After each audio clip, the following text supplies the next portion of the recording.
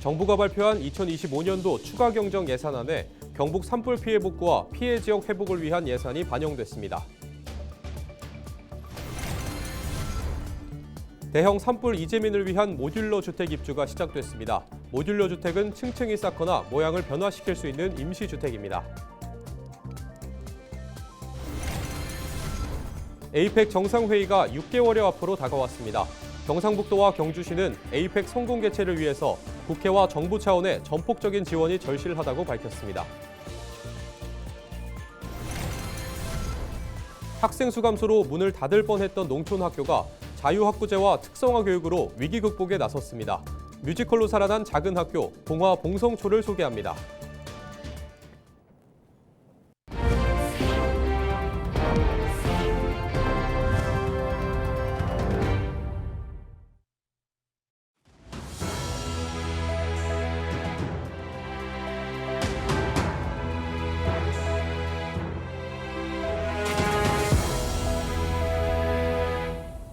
시청자 여러분 안녕하십니까? 헬로티비 뉴스입니다.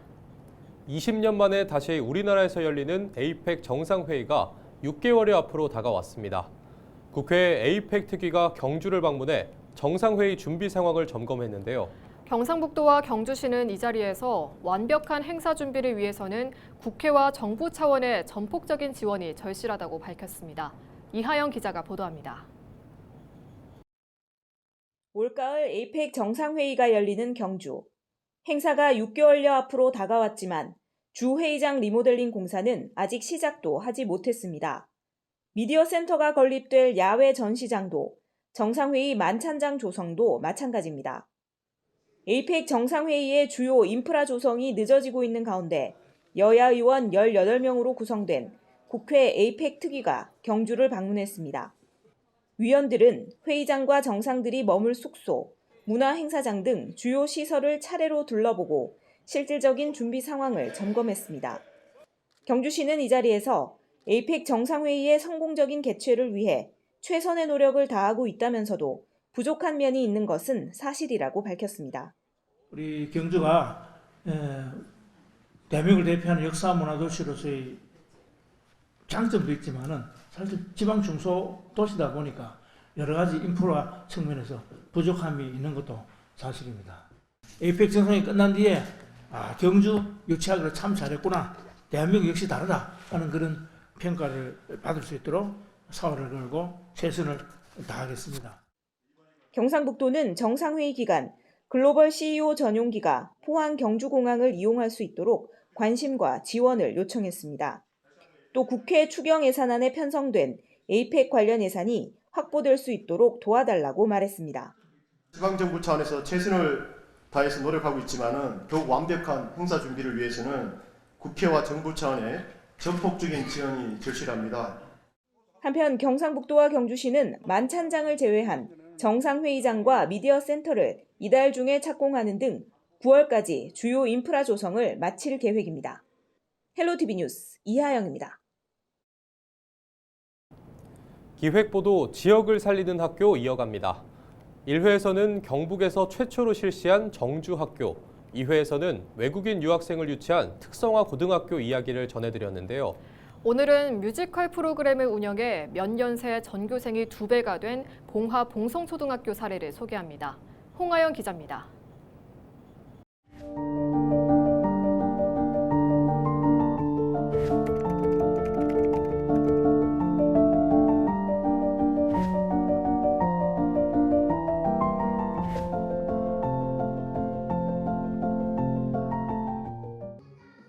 선생님께 춤을 배우는 학생들.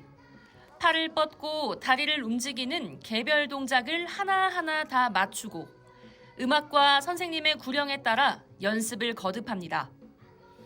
숙지된 동작을 한 번에 연결하면 이야기에 맞는 군무로 완성됩니다.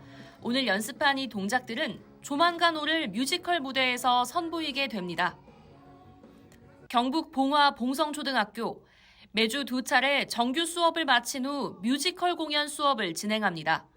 2019년 경북교육청에서 시범 운영한 작은 학교 자유학구제 학교로 선정되면서 특화 프로그램으로 뮤지컬을 시작한 겁니다. 뿌듯하고 만족감이 들어요. 여기서 연습하고 열심히 연습하고 무대에 올라가서 한번 그렇게 공연을 올리니까 뮤지컬을 하면서 좀 더 동생과 이제 선배들의 관계가 좀 더 좋아진 것 같아요. 작은 학교 자유학구제는 전교생이 200명 이상인 큰 학교 학생이 별도의 주소 이전 없이 전교생이 60명 이하인 작은 학교로 전입이 가능하도록 하는 일방향 학구 조정 제도입니다. 작은 학교 자유학구제를 통해 받은 예산으로 학생들을 위한 특화 프로그램을 진행할 수 있는데 뮤지컬 프로그램을 통해 봉성초등학교는 2019년 전교생 10명에서 올해 20명으로 2배가 됐습니다. 봉화에서 할 때 다른 학교 학생들도 오고 그리고 뭐 봉화 읍내에 있는 어린이집 그리고 유치원 학생들이 다 옵니다. 그 아이들이 보고 또 부모님들이 그 얘기를 듣고 보기도 하고 또 유튜브를 통해서 보기도 하고 그런 것들 보고 우리 아이도 저런 걸 해봤으면 좋겠다. 그래서 찾아오는 아이들도. 경북교육청은 작은 학교 자유학구제를 통해 유입된 학생 수가 지난 5년간 585명이라며 앞으로도 학교별 특색 프로그램 개발과 운영 지원을 이어갈 계획이라 밝혔습니다. 자유학구제를 통해 유입된 학생 수는 사업 운영 작은 학교의 전체 재학생 수의 36%이며 전교생 중 자유학구제로 유입된 학생이 과반인 학교는 무려 42개교에 달합니다. 학령 인구 감소로 폐교 위기를 겪고 있는 농어촌 학교. 작은 학교 자유학구제로 위기를 극복하는 사례가 하나둘 늘고 있습니다. 헬로티비 뉴스 홍아영입니다. 지난 18일 정부가 발표한 2025년도 추가 경정 예산안에 경북 산불 피해 복구와 지역 회복을 위한 예산이 반영됐습니다. 경상북도는 주택 전소와 농축산 피해, 산림 훼손 등 복합적 피해를 본 현장의 실정에 맞춰 전 분야에 걸쳐 예산이 반영됐다는 점에 의미가 크다고 설명했습니다. 산림청 예산에는 산림 복구와 산불 예방 인프라 구축이, 농림축산식품부는 작물 축사 피해 복구와 농업 기반 시설 정비가 포함됐습니다. 또 행정안전부와 국토교통부 소관 예산에는 이재민 임시 거주시설 설치와 재해 위험 지역 정비 등이 반영됐고 지역 소상공인을 위한 경영 안정자금과 일자리 회복 등도 일부 포함됐습니다. 경북도는 피해 복구와 주민 지원을 위한 추가 국비 확보에 총력을 기울이는 동시에 예산이 확정되는 즉시 집행할 수 있도록 준비하고 있다고 밝혔습니다. 대형 산불 이재민을 위한 모듈러 주택의 입주가 지난 18일부터 시작됐습니다. 경상북도는 안동시 일직면 망호리 권정생 어린이 문학관 부지 내에 18동의 모듈러 주택을 설치해 이재민에게 제공했다고 밝혔습니다. 모듈러 주택은 층층이 쌓거나 모양을 변화시킬 수 있는 임시주택입니다. 이번에 지어진 모듈러 주택은 2층 건물로 호당 약 30제곱미터의 면적에 현관과 욕실, 침실, 발코니로 구성됐습니다. 내부에는 싱크대와 냉난방기, 인덕션이 설치됐고 구호 물품으로 냉장고와 세탁기를 비롯해 전자레인지, 밥솥 등이 제공됐습니다. 경북도는 앞으로 의성 42동, 청송 20동, 영양 41동 등 모듈러 주택 총 211동을 공급할 계획입니다. 지금 시군별로 해서 부지 확보도 많이 됐고요. 또 반 이상은 현재 기반시설 공사도 완료됐거나 진행 중에 있습니다. 저희들 최대한 5월 말까지는 입주민들한테 일상생활 돌아갈 수 있도록 터전 마련에 최선을 다하겠습니다.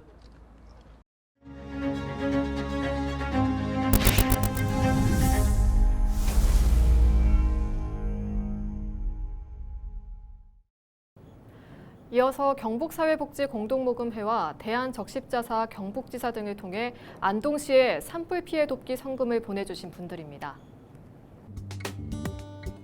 영농조합법인 안동 엿기름에서 1,000만 원, 안동시 게이트볼 협회 320만 원, 대한노인회 안동시지회 파크골프회에서 500만 원, 안동 강남동 3개 단체에서 120만 원, 안동시청 노동조합에서 278만 원 보내주셨습니다.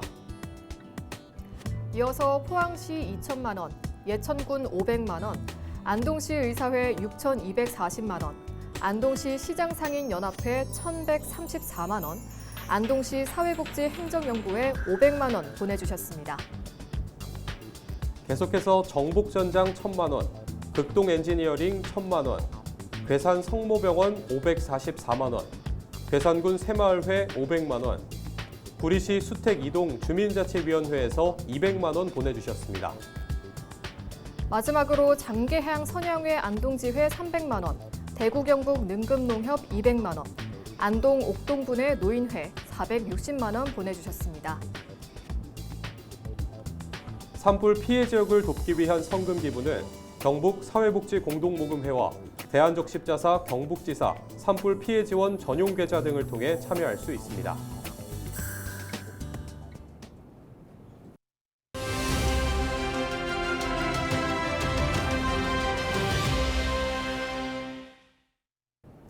대구 수성구의회 의원 5명이 의원연구단체 수성구 안전도시를 위한 연구회를 만들었습니다.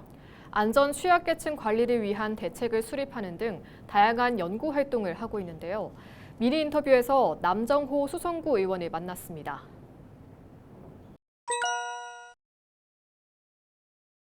행정안전부가 발표한 2024년 지역안전지수 평가에서 대구시는 8개 특광역시 중 최하위를 기록했고 교통사고 및 생활안전 분야의 등급이 하락한 것으로 나타났습니다. 한국도로교통공단이 공개한 교통안전지수에서도 대구는 전국 평균에 미달하였고 수성구의 경우 전국 하위 10%에 해당하는 최하위 등급을 받은 것으로 조사되었습니다. 수성구는 특히 교통약자 보호 부분에서 3년 연속 최하위 등급을 받아 실효성 있는 대책이 더욱 절실히 요구되고 있습니다.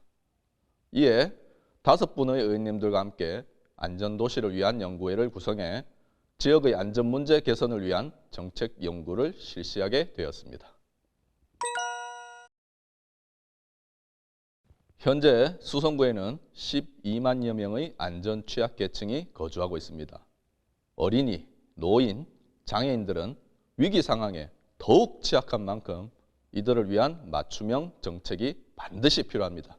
우리 연구에는 안전 취약계층의 이동권 및 보행 안전과 재난 대피 체계 강화를 주요 과제로 선정하였고 지역의 안전정책 검토와 안전 취약계층 대상 설문조사를 통한 실태조사를 실시하였습니다. 또한 국내외 안전관리 사례 분석과 우수 안전시설 견학을 통해 효과적인 개선 방안을 마련하고자 하였습니다. 최종적으로 유니버셜 디자인 보행 환경 조성과 보행자 중심의 도로 설계, 실시간 보행 감지 시스템 및 맞춤형 재난 경보 시스템 구축, 취약계층 재난 대피 모의 훈련 등 주요 안전 대책을 도출할 수 있었습니다.